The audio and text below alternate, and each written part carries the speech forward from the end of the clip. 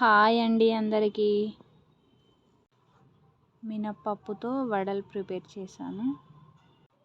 పైన క్రిస్పీగా లోపల సాఫ్ట్గా చాలా టేస్టీగా ఉంటాయి. ఎలా చేయాలో చూసేయండి. ముందుగా ఒక బౌల్లో మినప్పప్పు తీసుకొని 2-3 టైమ్స్ మంచిగా వాష్ చేసుకొని 6 గంటలు నానబెట్టాలి.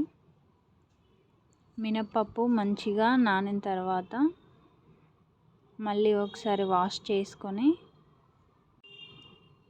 మిక్సీలో వేసుకొని చిన్న గ్లాస్లో సగం వరకు వాటర్ పోసి మెత్తగా గ్రైండ్ చేసుకోవాలి.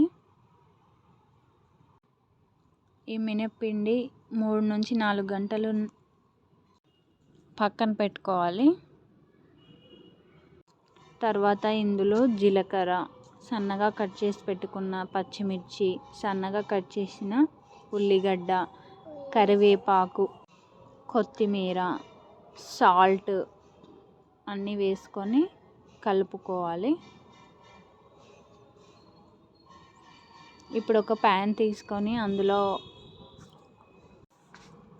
కావాల్సినంత ఆయిల్ పోసుకొని హీట్ అయిన తర్వాత ఒక జాలి తీసుకొని దానికి వాటర్ అప్లై చేస్తూ వడలు వేసుకోవాలి.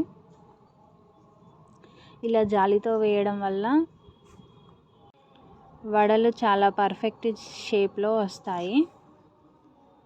ఇలా అటు ఇటు తిప్పుతూ 2 వైపులా గోల్డెన్ బ్రౌన్ కలర్ వచ్చేంత వరకు కాల్చుకోవాలి.